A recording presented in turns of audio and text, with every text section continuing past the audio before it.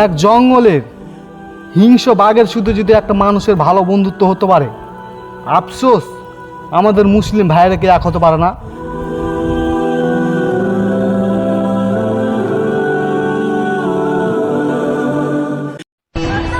মা যতই মারুক, যতই বকুক, মা যতই শাসন করুক, একদিন মা বাড়িতে না থাকলে বোঝা যায় মা ছাড়া দুনিয়া অচল।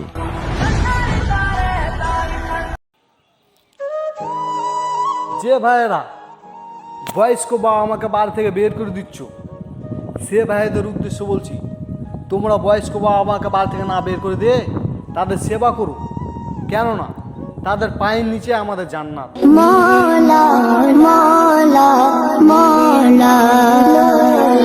2024 সালের মার্চ মাসের 12 তারিখে প্রথম রোজা। আলহামদুলিল্লাহ, রাসূল সাল্লাল্লাহু আলাইহি সাল্লাম বলেছেন, যে ব্যক্তি রোজার দাওয়াত পৌঁছে দেয় তার জন্য জাহান্নামের আগুন হারাম হয়ে যায়। আরে ভাই, আপনি কি মুসলিম না? চলো আজ থেকে আমরা নামাজ ধরি। যারা যারা নামাজ পড়তে চাও কমেন্ট বক্সে আল্লাহর নামটি লিখে দাও।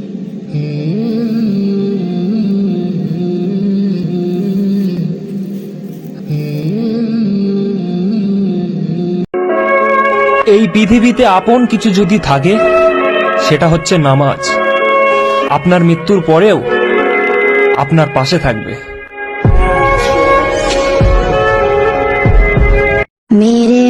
জীবনের সবচেয়ে বড় চাকরি হলো নামাজ, যেটার বেতন হলো জান্নাত।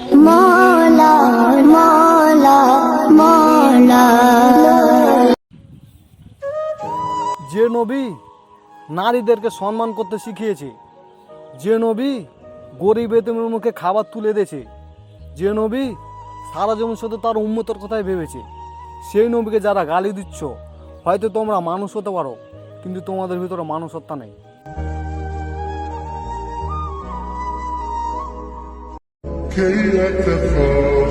আমি নিজেকে নিয়ে কখনোই অহংকার করি না, কারণ আমার যা ছিল যা আছে সবই আমার রব আমাকে দিয়েছে।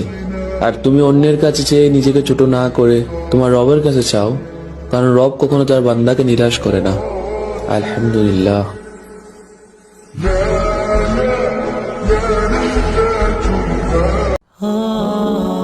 এই পৃথিবীর মানুষ অনেক স্বার্থপর, শুধু তার নিজের কথাই ভাবে, এদের কথা না।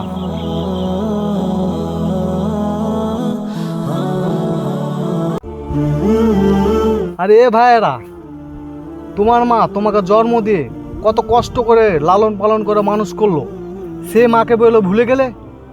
হায় রে দুনিয়া।